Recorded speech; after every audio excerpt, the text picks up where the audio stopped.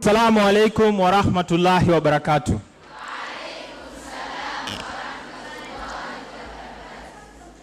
Mimi sijazoea kuongea kama nimeketi. I think itakuwa one of my few times ambaye nimeketi Walai, wakati Abu Najma aliongea, alianza story ya bibi yake na kila mtu akafurahi mashallah. So mimi nikaanza kufikiria mimi nikikuja nitapiga story gani ya bibi yangu.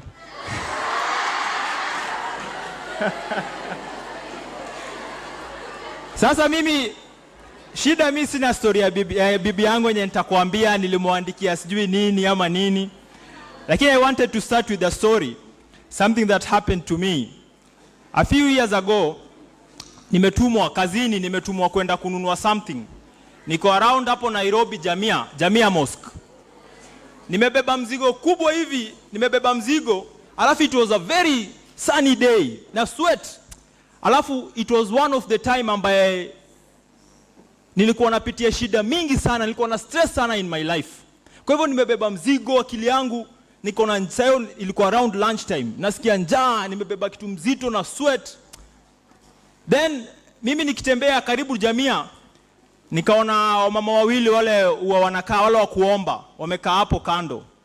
So ile Waswahili wanasema usiyemjua umthamini, sio? Ama asiyekujua akuthamini. Kwa hivyo mimi nikitembea nikikaribiana na wao, nikasikia mmoja akiambia mwenzake, akwambia mimi nakwambianga wewe usikate tamaa, mimi huwa nakwambia Mungu yuko. Siku moja anaweza kuonekania, unaweza pata Mwenyezi Mungu amekubariki akakupea bwana kama huyu.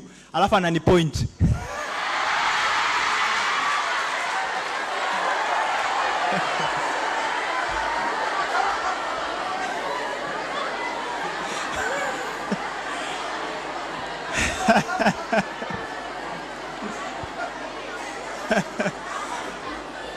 Kwa hivyo walai hakuna kitu ngumu kama mwanaume kuambiwa kitu kama hiyo. Na anyway, I learned a lot of lessons from that. Na leo niko hapa alhamdulillah, mimi mwenyewe nime learn a lot of things from Abu Najma na Sheikh Hassan Idris. Na every time mimi nasimama mbele ya watu ama nimekaa mbele yenu leo kuongea, huwa naanza my speech na kusema that one time mimi nilikuwa nimekaa mahali wewe umekaa, na kuna mtu alikuwa mahali mimi niko, na alisema mambo, alisema words, alinipa ideas, alinimotivate something ambayo from that time after Mwenyezi Mungu, baada ya Mwenyezi Mungu, the things ambayo alisema imeweza kunishape maisha yangu mpaka wa leo. Imeweza kunishape alhamdulillah the person that I have become. Na every time I speak, every time mimi wanaambia audience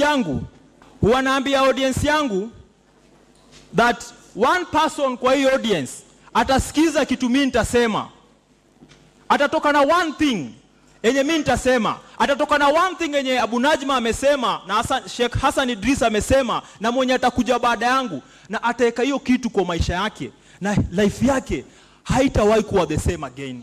But the most important question that I ask you, is that person you? Is that person you? Kama that person is you, sema naweza. Say it like you mean it. Tunaweza. Mashaallah. Kwa hivyo kitu moja mimi nitawaomba, Sheikh Ali amenipatia one of the best introduction ambaye sijawahi pata, yani nishawahi pata. Sheikh Ali na Sheikh Abu Najma kama wanani-introduce. Abu Najma kama wanani-introduce mpaka naangalia nyuma huo mtu anaongelea ni nani. Anyway, leo I have some few points ambazo nataka tujifunze.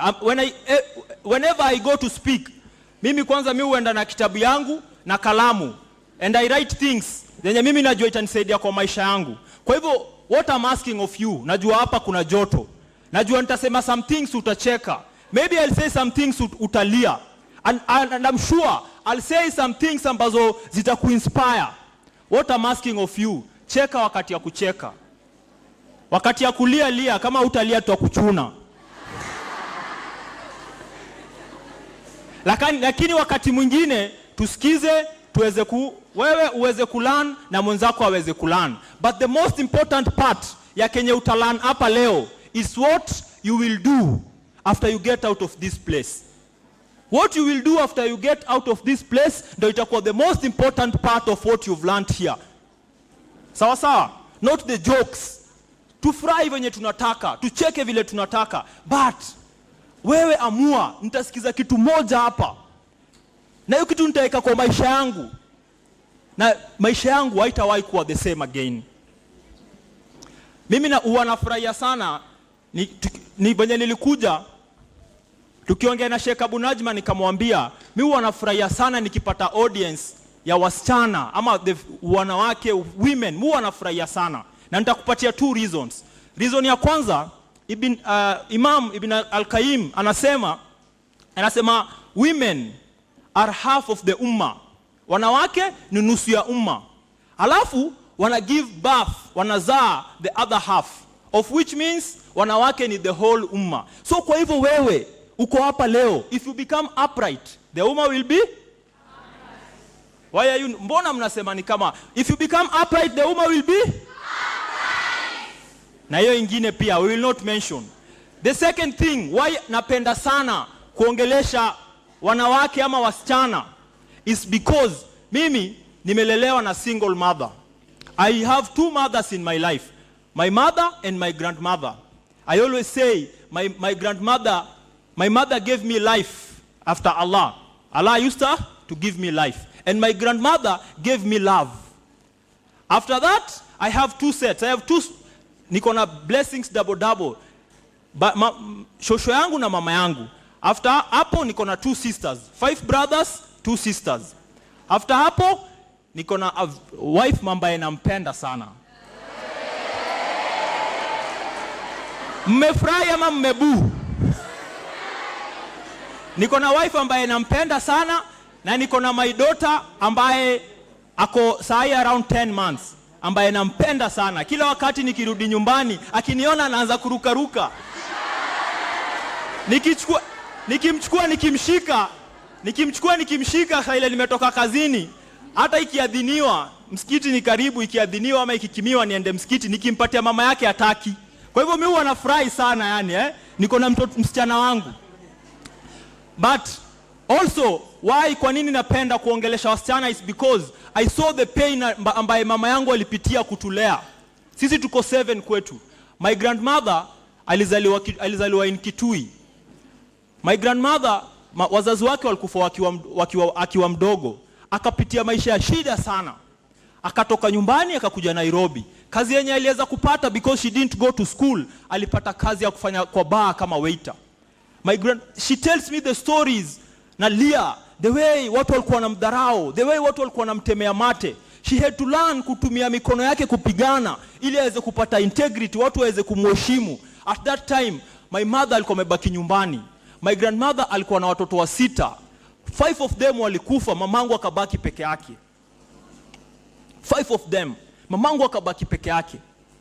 That my mother alikuwa ananiambia, siku moja nimempeleka out date, ananipigia story yake. Ananiambia wakati the last child akikufa, mamangu alikuwa mgonjwa, shosho yangu alikuwa amechoka, anasema mpaka huyu mzikeni. Alhamdulillah ikukuwa hivyo. Leo maybe singekuwa hapa. Mamangu alipokuja Nairobi, kabla hapo mamangu akiwa nyumbani ananipigia story vile alibaki nyumbani, alikuwa anateswa. Ile familia amekaa nayo akiwekewa chakula, wanachukua mchanga wanaweka kwa ile chakula yake. My mom tells me of a time for 3 days akukula, akitoka shuleni alifaint kwa barabara kwa sababu ya njaa.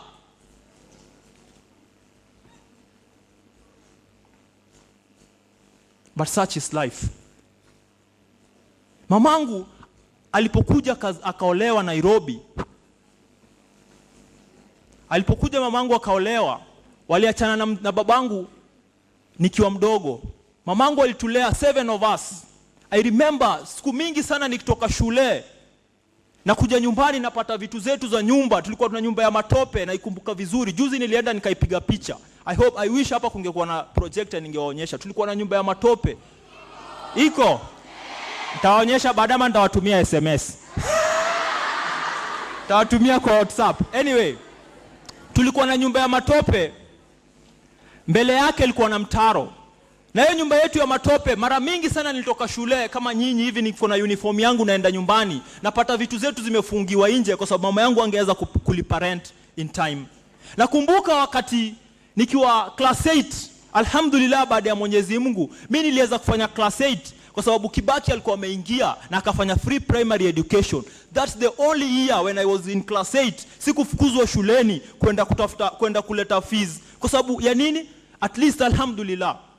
Wakati nilimaliza high school, mamangu alitafuta shule, wakati nilimaliza primary, mamangu alikuwa ameona potential kwangu ya kusoma. Alitafuta shule, na kumbuka akinishika mkono, akinipeleka against watu wengine wenye tumesoma nao wanaenda shule ziko east side. Mimi napelekwa kwa ghetto. I went to a school ambaye I was the 5th person in that school. Not in class, not in exams. I was the 5th person. 1, 2, 3, 4. Mimi nilikuwa mtu wa 5. Shule yetu ilikuwa class moja ya mabati. Next to it kulikuwa na mto. After hiyo mto, ile dump site kubwa sana in the world, Dandora. Shule yetu ilikuwa such that saa hii, time kama hii saa 6:25, ukiwa kwa class, unasikia jirani huko wakipika ugali mpaka inafanya unasikia wenye ugali napika mpaka inafanya after ugali anapika omena. Na saa hiyo wewe hauna pesa ya lunch. I remember one time nimefukuzwa shule nikaenda nyumbani. Nikapata mamangu kwa kibanda yake, akanipatia ile pesa yote alikuwa nayo.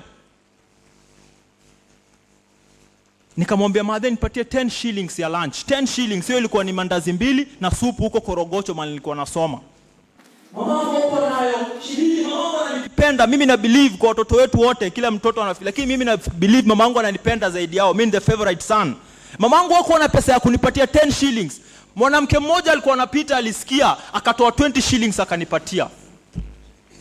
I remember mamangu alikuwa anauza maziwa.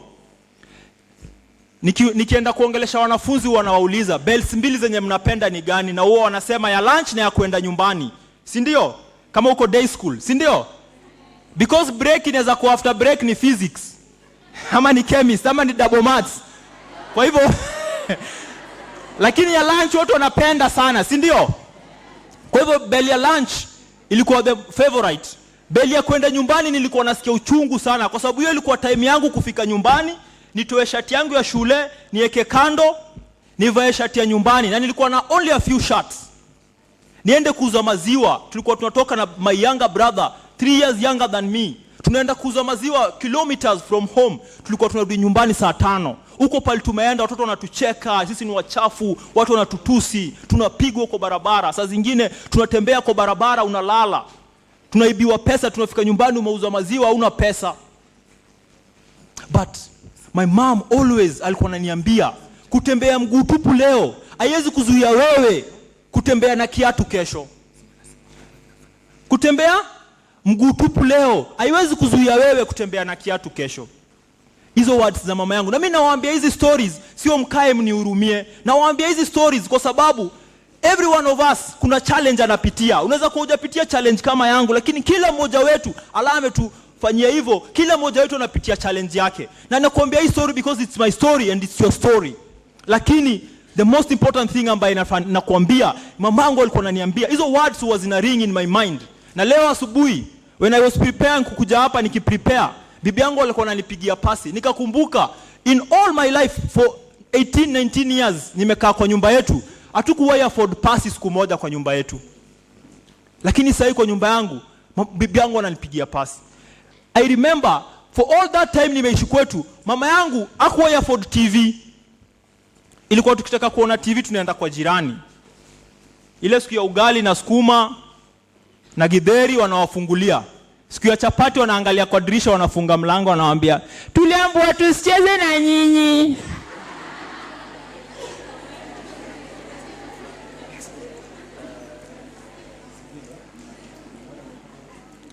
Leo mimi nafanya kazi Ilm TV, alhamdulillah. TV ambaye inaokuwa watch na millions of people. TV ambaye every day ama every week hundreds of people wanakuwa Waislamu kwa kuwatch Ilm TV. I grew up in a house with no TV, and growing up in a house with no TV has not prevented me from working at a TV station. Takbir. Kwa hivyo kitu yoyote yenye wewe unapitia leo, shida yoyote yenye wewe unapitia, Mwenyezi Mungu ako na wewe. Kama mimi nimekaa hapa kabla sijawaambia story yangu. Mkiona kijana mashallah amevaa shati ya white, bibi yangu ananiambianga, bibi yangu juzi tulikuwa tumekaa hivi kwa nyumba kananiambia, kisa unakuanga mcute.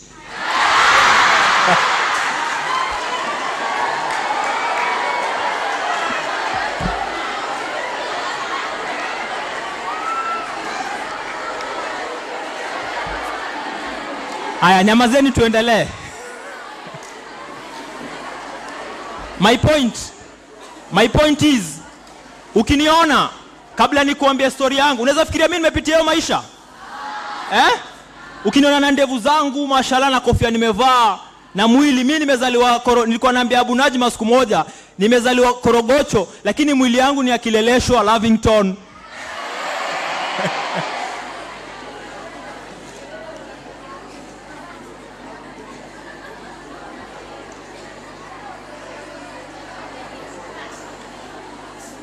Sasa leo nataka ni share na nyinyi a few points. Vitu ambazo alhamdulillah zimeweza kunihelp mimi, na vitu ambazo na believe zinaweza kukuhelp wewe ukuwe the best version of yourself. Zinaweza kufanya nini? Kukuhelp wewe ukuwe the best version of yourself. One of the things ambaye mimi nikienda kuongelesha wasichana, unaona wasichana they don't believe, wajiamini. And my first point kwa vitu zenye nataka kuambia, if you have a pen and a book, I want you to write this down. And I want you to sikize tafadhali. I want you to listen with your heart and your ears. Kwa masikio na kwa moyo. Because whatever comes from the heart goes to the heart. And what I'm sharing with you today, I'm sharing from my heart. When I sat down to think of what I'll tell you, I wrote things that zimenipitia mimi kwa maisha yangu, and the person that I have become today, alhamdulillah. So I want to share with you things that from my heart to your heart. Not only if one of you atachukua hizi vitu weke kwa maisha yake, by the help of Allah, I guarantee you, your life will not be the same again. Semeni tunaweza. Are you just saying because mimi nawaambia ama because you believe? Because you believe. Mashallah. So tumesema our first point ni hapana. Nimesema the first point ambayo tunaongelea, andika, I am valuable. I am valuable. Wewe ni mtu wa maana sana kwa hii maisha. I don't know if kama ushawaifikiria hivyo. Wewe ni mtu wa maana sana. And one of my favorite stories ambaye mimi huambia watu is of two people ambao walikuwa na travel kwa desert.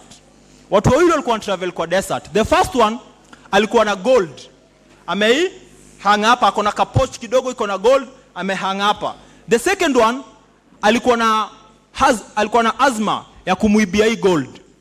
Amemuona akona gold, amehangisha hapa. Wakitembea anamuangalia every time, anataka kumuibia hii gold, anashindwa atafanya nini amuibia hii gold. Every time wakitembea anamuangalia. Kwa hivyo mchana wakitembea anamuangalia vizuri, akamuangalia, akaona pale anaweka gold yake vizuri. Usiku akajifanya amelala. Venye mwenzake alilala, akaamka, akamsearch all over for the gold, hakuipata. Akakasirika, akalala. The second day akamwona na ile gold tena, akashindwa huyu, kwani gold ilikuwa wapi jana usiku? Akasema leo sasa nitamuangalia vizuri. Kama jana nilimwangalia 50%, leo nitaongeza mpaka 70. Akamwangalia vizuri. Usiku venye ilifika akafanya the same thing. Akajifanya amelala, akaamka baadaye, akakosa ile gold. Akamsearch all over, akakosa ile gold. Akakasirika. The third day akamwona nayo, akasema leo nitamuangalia 100%.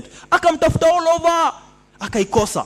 Usiku alipomwamsha, alipomtafuta akakosa, akamwamsha, akamwambia wewe hebu niambie, kila siku mimi nakuona na gold, lakini usiku nikitaka kukuibia siipati. Kwani wewe unafanya nini? Jamaa akamwangalia kidogo, akasmile, akamwambia, unajua mimi nilijua nataka kuniibia hii gold. Kwa hivyo kila siku kabla mimi nilale, wanaiweka kwa mfuko wako.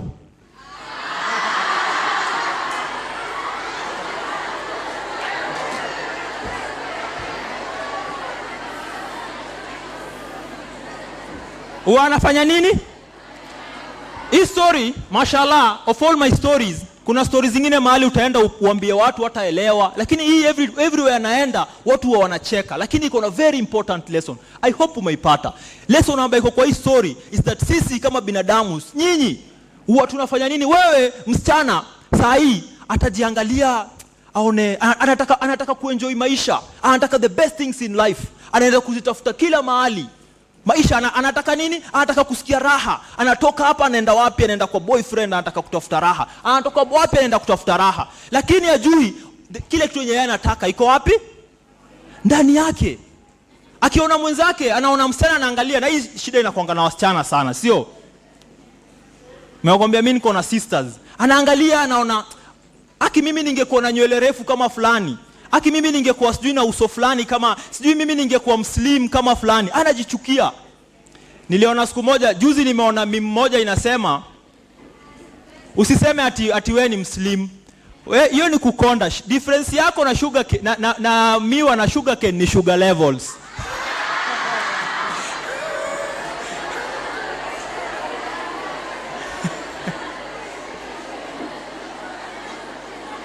So what I want to emphasize, na hii napenda sana kuongelesha wasichana because hii ni kitu ambayo wasichana wengi huwa anafikiria yeye she's not as good as wengine wanafaa wakue. Lebu imagine wewe saa hii mtu akitaka kununua mnaitanga foundation, si ndio? Ya kujipaka, si ndio? Akienda atafuta the best, si ndio? Akitaka kununua kama ni buibui ama jilbab, anaenda atafuta the best quality, si ndio? Akitaka kila kitu anataka anaenda kutafuta the best. Sasa hii mtu akitaka kununua gari, atakutafuta gari the best, si ndio? Hii gari imetengenezwa na German, hii ni Mercedes Benz. Akitaka simu, hii yangu ni Tecno, si Tecno kama anataka iPhone 7, ile iPhone ni 7 ama ni 11. Oh, poleni. Anatafuta iPhone 11, si ndio? Ile yenye ni the best. Lakini hizi vitu zote unatafuta zimetengenezwa na binadamu. Mbona wewe usifeel wewe ni best na wewe umetengenezwa na nani? Wewe umetengenezwa na nani? Kuna mwenye anamfikia kwa kutengeneza? So my point, nataka tunyamaze, nataka ufunge macho kidogo. Imagine, ufunga macho, please. Kufunga macho ni hivi. Ufunge macho na mdomo. Please tufunge macho. I want us to reflect. Aya, tunyamaze please. Imagine Mwenyezi Mungu amekuumba wewe. Angependa Mwenyezi Mungu angekuumba hata hii hall. Angependa angekuumba hii microphone. Angependa angekuumba kitu yote yenye alipenda kukumba. Lakini angependa kukumba. Lakini Mwenyezi Mungu aliamua leo kwa hii dunia kuna gold nyingi sana kwa dunia. Kuna diamond, kuna hizo oceans, mahali beautiful. Lakini Mwenyezi Mungu akaamua bado nitamuumba Safia, nitamuumba Maryam, nitamuumba Amina, Aisha. Mwenyezi Mungu akakuumba kwa sababu ya nini? Na wewe umeumbwa na yani hauwezi linganisha Mwenyezi Mungu na kitu na kitu ama na mtu yoyote kwa kuumba. Kwa hivyo point yangu kwako, from today I want you to start kufikiria, to start thinking of yourself as someone that is valuable. Anza kufikiria kama mtu ambaye umeumbwa na Mwenyezi Mungu, na wewe ni mtu ambaye uko valuable. Kile kitu yenye unataka Mwenyezi Mungu amekuumba. Mwenyezi Mungu atuambia ametuumba in the best of shapes. Si ndio? Ametuumba in the best of, in every shape that Mwenyezi Mungu alipenda akatuumba. Tunaweza fungua macho sasa. Shida ya watu kiwaambia wafunge macho, wanafunga macho, wanafungua mdomo. So most of us unaweza, kuna one of the quotes ambaye napenda inasema the power of I am. Inasema the words that follow I am follow you. The words that follow I am follow you. Because what you believe after I am, if you say I am stupid, if you say I am fat, I am ugly, that is what you will believe of yourself. And most of us, tukiangalia, you know, when you look at a mirror, kuna one view ambayo inatoka from the mirror to you, and there's another view that comes from you to the mirror. And most of us, the view of us, the vision that comes from us to the mirror ni mbaya. Ukijiangalia unaona, if only ningekuwa na hii. Unaanza kujiambia, I am a failure, I'll never make it, I'll always be poor. What I want us to do today, I want us to change our I am. And I want us to say this together. Say it like you believe it. Say it like you mean it. And I want you, kama uko na karatasi na kalamu, baadaye takuambia hizi words uandike. Every day, tell yourself this. I want us to say, to change our I am. I want us to say, I am beautiful. I am beautiful. I am powerful. I am successful. I am wise. I can make an impact in my family, in my school, in Kenya, in the whole world. I can. I will. I must. I can. I will. I must. Hebu tufanya hivi. Let's tufanya na action. Ya kwanza unaweka hapa. I can unaweka kwa roho yako. I can. Alafu I will. Alafu I must. Mmeshika? Tufanye sasa.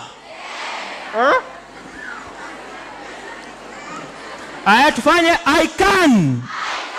I will. I must. I can. I will.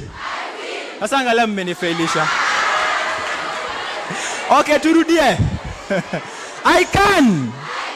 I will. I must. I can. I will. I must. After believing in yourself. Tumesikia joto? Tumesikia joto sana? Tuachie hapo. Tuachie hapo. Okay, sawa. After believing in yourself. After believing in yourself, I always tell people, go to the biggest room in the world. Point number 2, go to the biggest room in the world. Nani mwenye anaweza jua the biggest room in the world? Nitampea 200, 200 shillings. Nani anajua? Anasema mosque. Aha. Gani? Quran. Heart. Okay, mashallah. Nani mwingine? Last trial. Gani? Okay. Mashallah mmejaribu. Sasa sikizeni. Siku nyingine mtu akikuuliza the biggest room in the world akuseme atakupea 200 utakuwa unajua. The biggest room in the world is the room for improvement.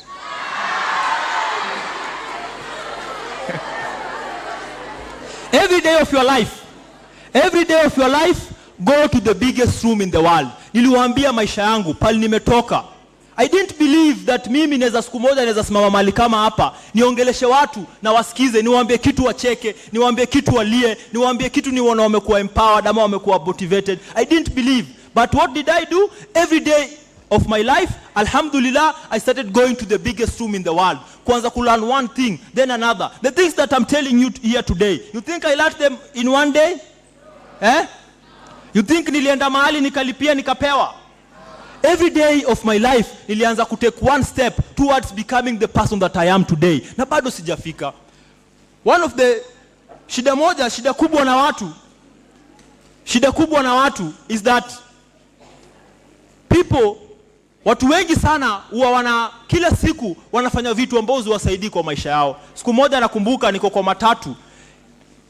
Ukiwa kwa matatu utasikiza mziki ama kitu yoyote, si utasikia si Kenya umechagua, si ndio? Kwa hivyo siku moja niko kwa gari. Niko kwa hii gari, Ghetto Radio. Sasa hiyo wanasema wanaongea stories za vijana, jamaa mmoja akapiga simu. Akasema, ni aje? Sijui akaongea hapo, akasema tuko hapa Kayole kwa bezi ya Mogoka. Alafu kabla akate akasema, ongea na fulani. Aya akapewa. Akachukua simu, akaongea the same thing. Kabla amaliza akasema ongea, anaambia presenter, ongea na fulani. Walienda hivyo almost 15 people. Presenter akasema, brother, tuko na vitu zingine za kufanya.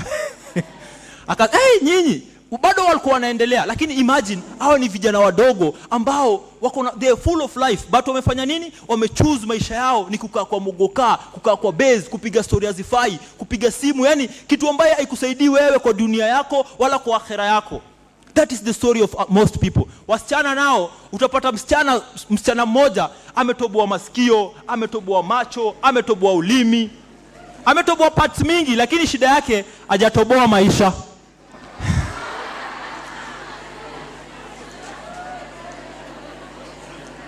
Watu wengi sana kwa maisha yao ni hivyo. Wanafanya vitu ambazo wasaidii kwa dunia yao ama akhera yao. Utapata watu wengi akona nywele expensive lakini mind cheap, si ndio? Akona nywele expensive lakini akili cheap. Mtu mwingine amevaa nguo expensive, the best nguo yenye kwa fashion, lakini mwili don't be one of those people. Tafadhali, don't be one of those people. What you have to do is every day of your life, wenye nimewaambia, out work kila siku of your life. Angalia nini yenye wewe unaweza fanya kwa shule yako, in your schools, in your studies, every day of your life do something. Mimi I have a principle, unaweza andika hii, inaitwa kani, CANI, kani. Every day of your life do kani. C stands for constant, C stands for constant, A stands for and never ending improvement. Every day of your life do constant and never ending improvement. Every day of your life learn one thing. Siku moja mi sija grow up kama Muislamu. Siku moja tuko na Sheikh Abu Hamza. Nimeenda Mombasa kwenda kufundisha watu, mimi alhamdulillah Mwenyezi Mungu amenipa kipawa ya kuongea, alhamdulillah. Kwa hivyo venye nilisilimu nika join dawa. Kwa hivyo siku moja tumeenda Mombasa, nimeenda kutrain watu mambo ya dawa. I hope time yangu bado niko na time. Okay. Sawa. Kwa hivyo mtasikia story, mashallah. Anyway, siku moja tumeenda kutrain watu Mombasa. Nika train watu, alhamdulillah, nikawaambia ukitaka kuongelesha mtu umepatana naye kwa street, unataka kumwambia Uislamu, unaanza hivi na hivi. Hiyo wakati ndio nimesilimu, lakini wale watu ambao nimesilimu nika join Dawa Center, wakaona mashallah, one of my brothers anaitwa Faisal Kasim, akaona ukijana mashallah kuna bidii, akona some skills. Tukaenda Mombasa. Nikasimama mahali kama hapa nikaongelesha, hall ilikuwa imejaa, wakacheka, wakafurahi, wakapata some skills. Sasa mimi ni revert. Sijui, najua few things, najua salamu alaikum, hiyo ni kawaida, si ndio? Najua salamu alaikum. So Sheikh Abu Hamza after a few days tukapatana na yeye. Akaniambia mashallah, mimi naitwa Hamza, yeye ni Abu Hamza. Mimi nifurahia mashallah. Akaniambia asalamu alaikum wa rahmatullahi wa barakatuh, nikamjibu. Akaniambia kaifa anta? Sasa mbona mnanicheka hata sijawaambia?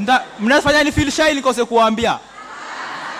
Akaniambia kaifa anta? Kamwambia mimi sijui kaifa anta nini, alafu zaidi mimi ni mtu nimetoka ghetto. Na mtu kutoka ghetto hapendi kusema ajui kitu. So kwa hivyo nikaleta tu Kiswahili, nikamwambia unajua Sheikh, mimi narudi Nairobi kesho nini. Hiyo story kaisha. Akala tukaongea Kiswahili Kwa hivyo mimi nileta Kiswahili, lakini mashallah pia akaingia akaongea Kiswahili yangu, tukamaliza. Sasa mimi nikarudi Nairobi, nikakuwa nafanya kazi na Ilm TV, kwa kuna ustadha mmoja huko Nairobi anaitwa Ustadha Aisha. Akanipigia siku moja, tulikuwa tumepanga hiyo siku tupatane tufanye program niende kurekodi huko kwake. Kaniuliza, ya Hamza, asalamu alaikum. Wa alaikum salam. Akaniambia, aina anta? Mimi nilikuwa nimeshika anta. So venye nikaifa anta vile nilijua, baadaye utakuja uulize, mtu anajibu aje, nikaambiwa unasema bikhair walhamdulillah. So Ustadh Aisha venye aliniambia, ya Hamza, aina anta? So nikasema na passion, alhamdulillah.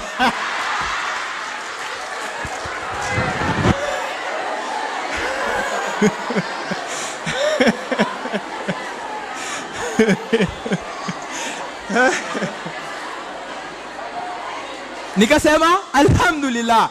Ustadha kwa simu hakujifunga, alicheka mbaya sana. Alicheka, nikashindwa kwani nimefanya. So baadaye hiyo ilikuwa one of the things ambayo ilifanya mimi nikaanza kujiimprove. Hiyo wakati niko kazi South B.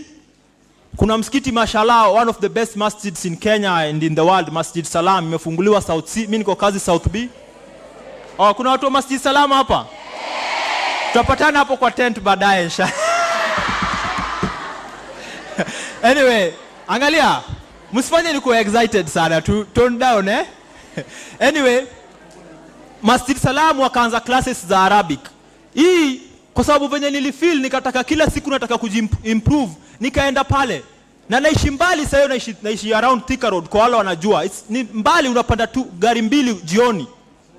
Nikakuwa natoka kazi naenda Masjid Salam, naanza kujifunza Kiarabu.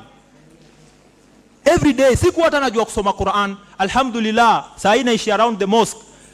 A few months ago nilikaa in the same masjid ambayo hizo vitu zilinifanyikia, nikakaa hapo na nika recite, nikasoma the whole of juzu amma in Arabic kwa Kiarabu. Takbir. Kwa sababu ya nini? Alhamdulillah, baada ya Mwenyezi Mungu niliweka bidii every day, nikaanza kufanya nini? Continuous and never ending improvement. Just because mtu alinicheka, just because sikuwa najua kitu.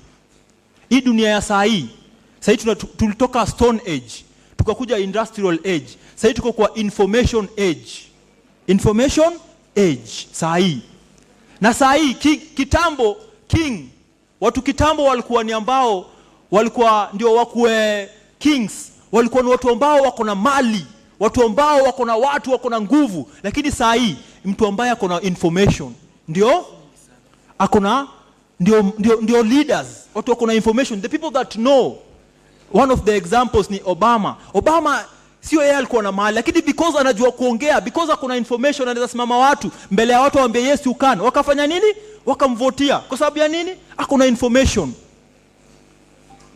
Tunaitwa saa hii, mashekhe wako hapa, tunaambiwa nahnu ummatul ikra wala nakra. Sisi ni umma ya kusoma, lakini hatufanye nini? Hatusomi. Saa hii ukitaka kujua watu wengi, tunaishi kwa information age, na ndio tuko na watu wengi ambao ni arrogant, ambao ni ignorant. Sitaki kutumia jina wajinga, lakini nishatumia. Watu ignorant saa hii. Siku moja ukitaka kujua hivyo, enda hata kwa social media, angalia post, soma post moja, post mtu ameweka, alafu chini soma comments. Alafu uende usome hiyo post na utashindwa. Huyu mtu kenye anaandika ni kitu amesoma kwa hii post kweli? One day when I was young I wanted to become a comedian. Ningeweza? Niendelee? Anyway, when I was young I wanted to become a comedian. Now some of the people, sikuwa Muislamu at that time. Alhamdulillah, I'm glad sasa mimi ni motivational speaker. Napenda sana.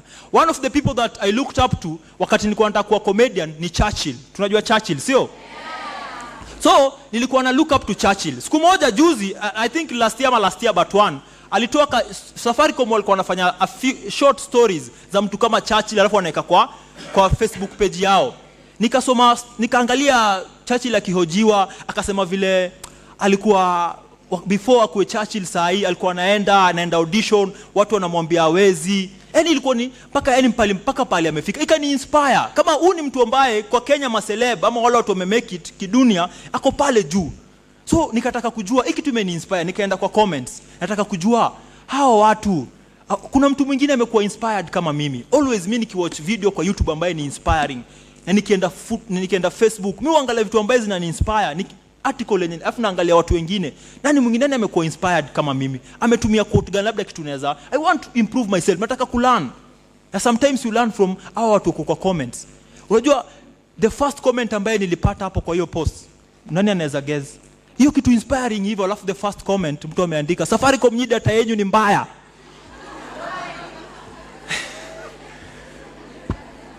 Nikashindwa subhana, mpaka nikatoka kwa Facebook saa hiyo. Nikashindwa, huyu mtu amesoma the same thing ambaye mimi nimeona.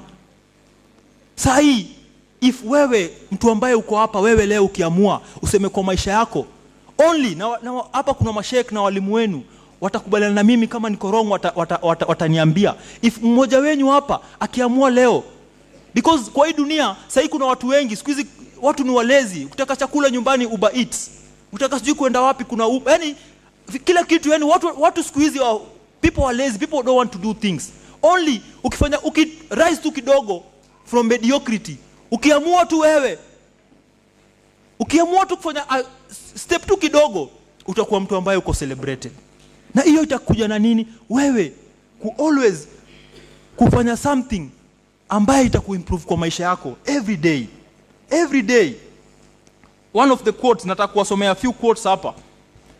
The first one, wewe, you will be the same person 5 years from now, except for the books you read and the people that you meet. Kusoma Quran, kusoma vitabu za hadith, ukutane na nani? Mimi nimekutana na Abu Najma, mashallah. Na you can see some Abu Najma in me, si ndio? Yes. You can see, mentor, ameniambia hapa ukienda fanya hivi. Nilikuwa na skills zangu, lakini kwa sababu nimekutana na Abu Najma amekuwa na 30 years experience. Mimi niko na 4 years experience. Nikichukua kwake na kwa na how many years experience? 34. Imam Abu Hanifa anasema, if the kings knew, I want you to listen to this words of Imam Abu Hanifa. Nani Imam Abu Hanifa? Hao ni watu walikufa miaka ngapi imepita, lakini leo bado tuko hapa hivi. Tunaongea ni kama wako alive. Imam Abu Hanifa, because of the knowledge that alikuwa nayo, licha ya kuwa walikuwa nalala chini kwa mchanga, alisema, if the kings knew the amount of pleasure that we have in knowledge, they will fight us for it. Watu tu wangejua the pleasure. Wewe uko hapa leo, ukijua the pleasure ambaye iko kwa kukaa chini siku moja uchukue kitabu kama hii, either iko ya dini ama ya personal development kama hii. Mimi siendi mahali bila a book, either on my phone ama a book. Sababu unaweza learn one thing, na every day nikienda nyumbani I have a diary ama a journal. I write, today what did I learn? What am I grateful for? And what small win? Leo I'll say I spoke to girls today, and I hope one of them will meet me years to come and ataniambia, Hamza, na mimi sitamkumbuka, of course siwezi wakumbuka nyinyi wote.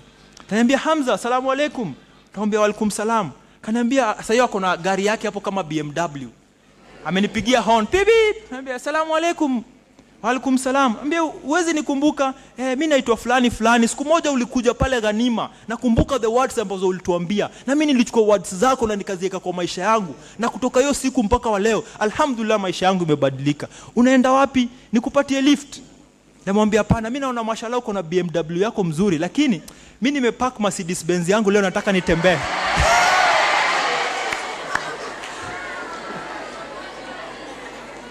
Nataka nitembee, nafanya exercise. The most successful people in the world choose education over entertainment, while the most unsuccessful, they choose entertainment over education. So what do you want to be? What do you want to be? We want to be successful. My third point, after going to the biggest room in the world, always have something called high aspirations, dreams. They say, dream big dreams. It takes the same amount of time to dream small. Dream big dreams. It takes the same amount of time to dream small. Kwa hivyo, have high aspiration. Nimefurahi sana wakati Sheikh Abu Najma alikuwa anaongea, akawatajia ndio the women. In my notes nimeandika women who made great contribution.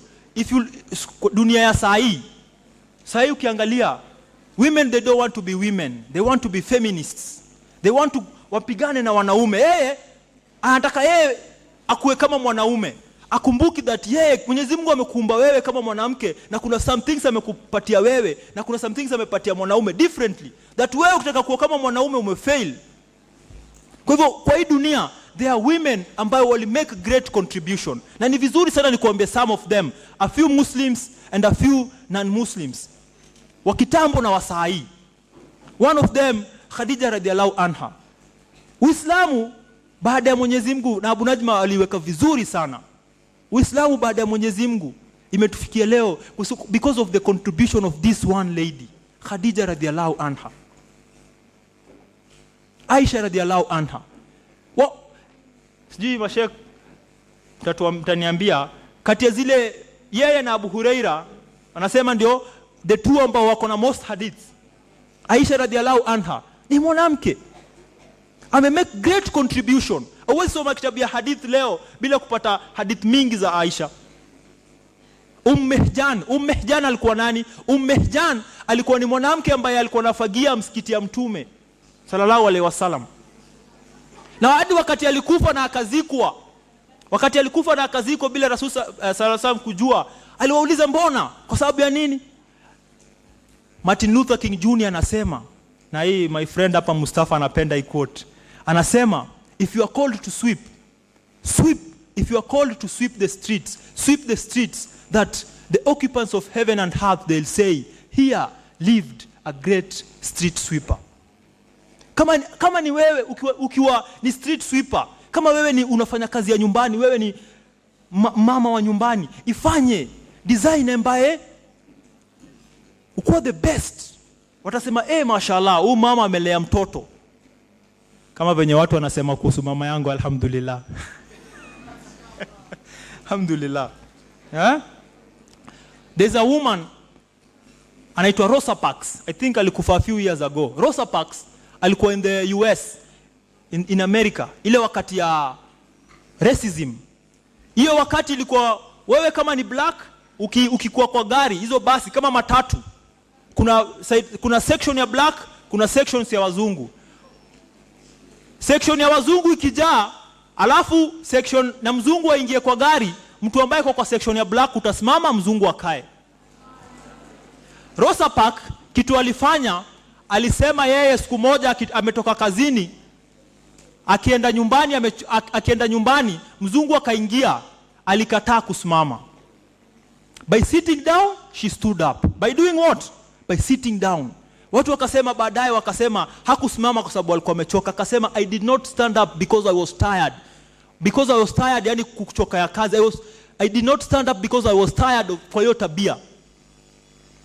Na mpaka hiyo ilifanya revolution. Mpaka driver alienda kampeleka police station. Na ikakuwa kitu kubwa sana. Mablacks wakasimama, wakapigania rights zao. Kwa sababu ya nani? Rosa Parks.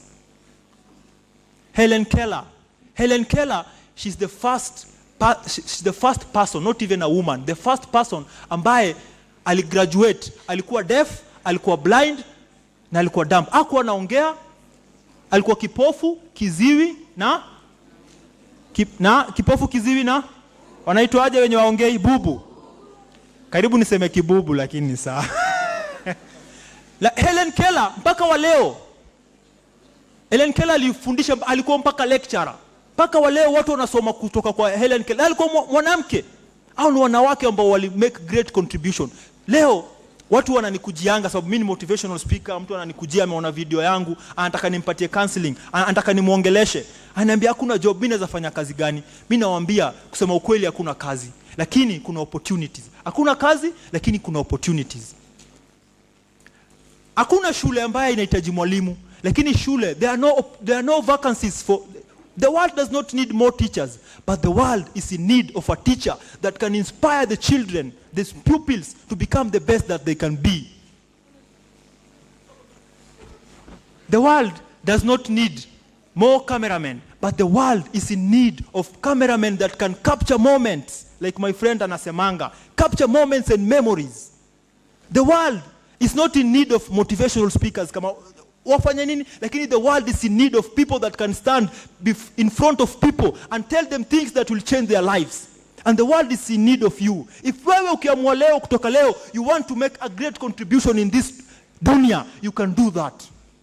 That ile siku yenye wewe utakuwa teremshwa chini, utakuwa wewe it's a great loss kwa wewe umekufa, but it was even a greater benefit that wewe ulizaliwa. Sasa mimi swali yangu kwako, is that person you? Wewe mtu ni wewe. I want you to say this with me. I deserve to find something that I can make a difference in. Because I can. Jiulize kama hao wenye nimekutajia.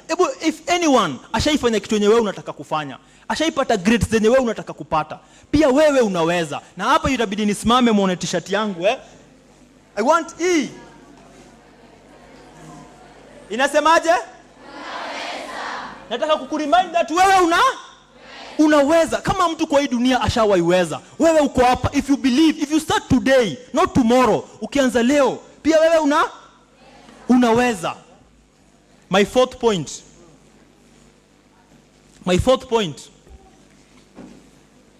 Niwaambie ama niwapatie time muandike? My fourth point, a lot of wasichana wengi ama women, issue yao inakuanga, if I do this, what will people say? There are people followers. Si ndio? Watu watasema nini? Wewe ukikuwa ni ule mtu mwenye umebelieve, uko bold, watasema kale kasichana kanajifanyanga kanajua. Si ndio? Hutaki kuitwa kale kasichana, kale kajuaji. Ati wanaongea alafu wanaanza nani? Hata wakutaji jina. Wanasema sikale kajuaji. Sikale kanajifanyanga kana kizungu zake mingi. Most of us hataki watu waseme, si ndio? Tunaogopa. Mimi nikifanya hivi, nikiamua leo nataka kuchange life yangu. Nikiamua leo mimi nataka ukienda nyumbani, kama wewe umetoka hapa, uamue mimi nikienda nyumbani nita change life yangu. Wale watu nilikuwa natembea nao hawanisaidii, nataka kuchange life yangu. Watu wengi ukienda uongelewe, wasichana wakikuongelea unalia, unaachana kenye tumeongea hapa, unawafuata. Wacha nikuambie, a lot of people, you live all your life wondering what will people say. You want to do something. You want to do something, unataka kuolewa. Msichana anataka kuolewa na kijana fulani, kwao hawana mali, lakini kila mtu anashangaa, akiolewa watu watasema nini? Nimeitwa shule fulani, wazazi wangu hawezi afford, lakini nikiendea shule watu watasema nini? We live all our lives wondering what will people say. And in the end, people say. You know what people say? You know what people say? They say, inna lillahi wa inna ilaihi rajiun. Tunaishi maisha yetu tunashindwa watu watasema nini? Na in the end, people watu wataongea, upende usipende. Kwa hivyo, if people, kama umekuwa subject kwa watu, kuwa subject. Abu Najma anaita hawa wasema poet. Ile wakati tukiwa walikuwa wanasema we want a subject in school for Marcos and Malcolm X. Sababu ya nini? Au ni watu ambao waliishi maisha yao kwa contribution. And one of the people ambaye napenda, Malcolm X, alhamdulillah alikufa kama Muislamu. Mpaka wa leo ni mtu ambaye aliamua maisha yake kila siku. Licha ya kuwa ni mtu ambaye alizaliwa ghetto, mahali kuna shida, licha ya kuwa ni mtu ambaye alienda prison, alisoma. Na by the time anatoka prison, alienda kuongea Oxford University na Harvard University. Mahali ambapo ukifika kuenda kuongea, hata kabla hujasema kitu yoyote ukifika, watu wanasimama wanakupatia standing ovation. Kwa sababu wewe ni mtu wa maana. Na mimi nakuambia, wewe mtu ambaye uko hapa leo, pia wewe kuna mahali utakuwa unafika. Ukiamua kutoka leo, biidhnillah, watu wanasimama wanajua hapa hivi. Mashallah. Huyu ni mtu wa maana. Kwa hii dunia, jana nilikuwa naongelesha shule nyingine huko South Sea. Nawaambia kuna two types of people. Kuna mtu akiamka asubuhi, anakunywa maji kama hii, anaenda na brush meno, anahakisha stima, anakunywa chai. Kila kitu anafanya, anapatia watu, analipa bills, si ndio? Ukitumia toothbrush, si kuna kampuni imetengeneza toothbrush. Ukifanya hivi, ukitumia kila kitu unatumia. Lakini kuna watu hata wakuwa wanalala wanalipwa because wamefanya invention, vitu zao zinafanya nini? Zinatumika.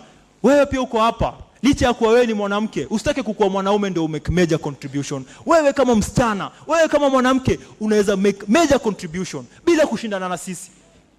Bila kutaka kuwa mwanaume. Wewe unaweza. Nataka mseme pamoja, naweza. Naweza. Watu watakucheka. Rasul sallam, watu walimcheka ama hawakumcheka? Wale the Wright brothers wali invent nini? Ndege. Mashallah, nyinyi mmesoma mashallah. The Wright brothers wali invent ndege.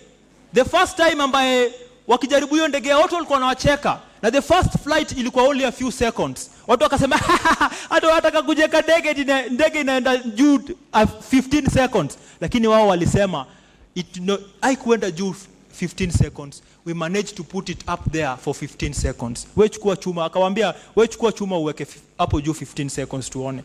Kwa hivyo pia wewe unaweza. Wewe pia unaweza. Our fifth point. Tumechoka? Tumechoka? Ndio tunaanza Our fifth point. Courage. Lazima uko hizi vitu hazitakuwa rahisi. Wewe ukiamua leo unataka kuchange maisha yako, haitakuwa rahisi. Watu watakucheka, itakuwa hard. Some days, hata mimi mwenyewe nawaambia, some days naamka asubuhi, hata kwenda fajiri na kuwa ngumu, lakini unangangana, unavuta mguu moja baada ya nyingine, itakuwa hard. Itakuwa ngumu sana. One of the stories ambaye napenda sana ya courage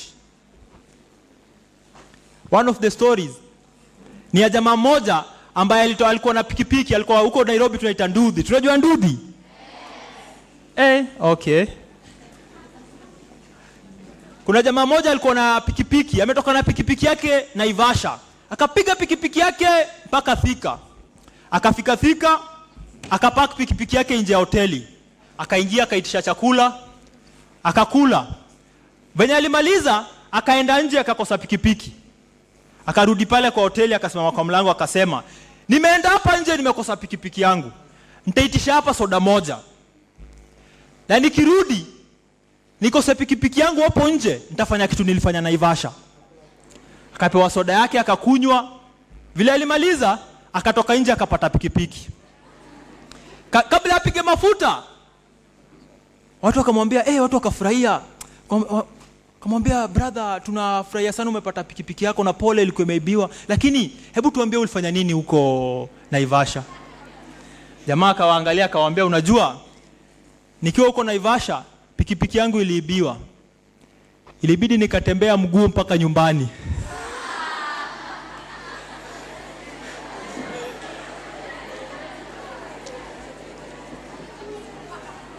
Lakini huo jamaa, vile wasichana wengi ama vile watu wengi, si wasichana peke yao, lakini wasichana ndio wanakuangalia ile woishe, angeenda pale aseme, "Woishe, nimeibiwa pikipiki yangu hapo nje, ilikuwa KBX. Please kama mtu ameona nipatie. Unajua mimi naenda mbali na mvua inataka kunyesha, sijui nini." Angepewa. Lakini kwa sababu alichana courage akapata pikipiki yake. Kwa sababu ya nini? The way aliitisha. Na mimi nataka wewe utapata shida kwa maisha, shida ambayo hujafikiria saa hii. Nataka ukifikia hiyo shida, upitie hiyo shida na courage. Wanasema everything worth fighting for in life, your good grades, your good life, Jannah, everything that is worth fighting for will require a real fight from you. Maswahaba walipigana na nafsi zao na kila kitu na mali yao ndio tuweze kupata kenye tuko nayo leo. Ndio sasa kwa hili hapa hivi ghanima leo kuweza kuwa na Hamza na kuweza kuwa na Sofia na Maryam na Abu Najma na Mohamed na Idris, ilikuwa haikuwa rahisi. Na wewe pia ukikuwa na courage, uamue hii kitu ni ngumu lakini mimi naweza. Everything that is worth fighting for will require a real fight from you. Itakuwa ngumu at times. Itakuwa ngumu, lakini one of the things ndio uweze kupata Kenya unataka, you need something. Wangapo wanataka kuwa na PhD hapa? PhD, let me see. PhD wangapo wanataka kuwa nayo? Nikikwambia uko na PhD utakubali ama utakataa? Uko na PhD kwa sababu uko na PhD stands for prayer, hard work and determination.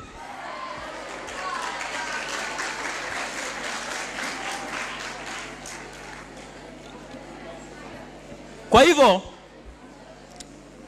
you will need in your life, utanid hizo vitu tatu, PhD, prayer, hard work na determination.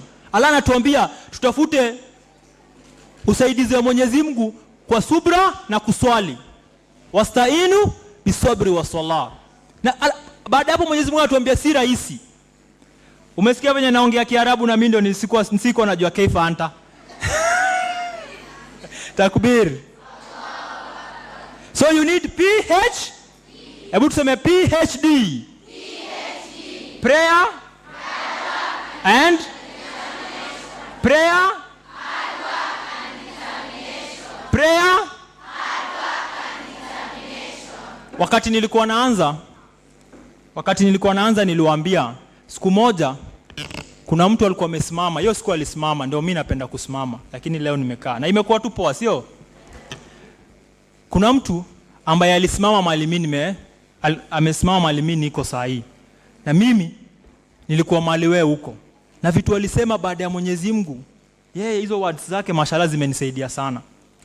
Kwa hivyo leo I want that day for you.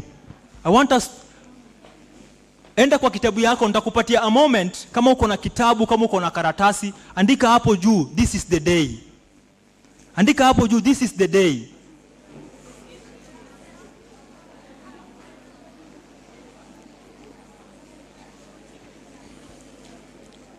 This is the day. Ukimaliza, inua kichwa please. Ndio tujue tuko pamoja. Tumemaliza? I want you to say this yani na mimi na nguvu, with a lot of power. Say it like you mean it. Okay? This is the day. This is the day. Mimi hata siwasikii. This is the day. This is the day. I change my life. This is the day. I become a real me. This is the day. I start winning. This is the day.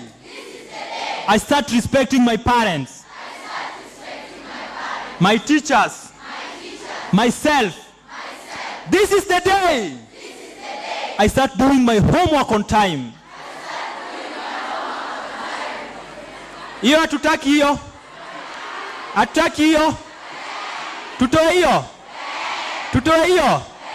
Hapana, this is the day. Hiyo mpaka turudie mpaka mkubali. Hata mpaka kama ni mpaka kesho. This is the day. I start doing my homework on time. This is the day. I become serious. This is the day. I become that pilot, that doctor, that engineer, that teacher, that mother. I know I can be.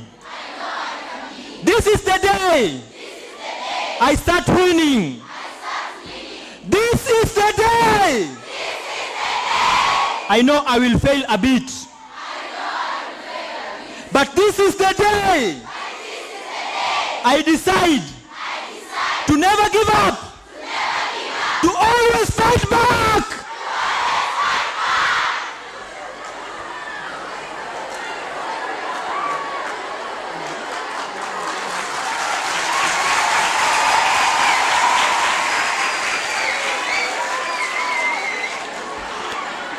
And with that, tukifanya hiyo, if we do that, I want us to do this. I want us to say, the rest of my life will be the best of my life.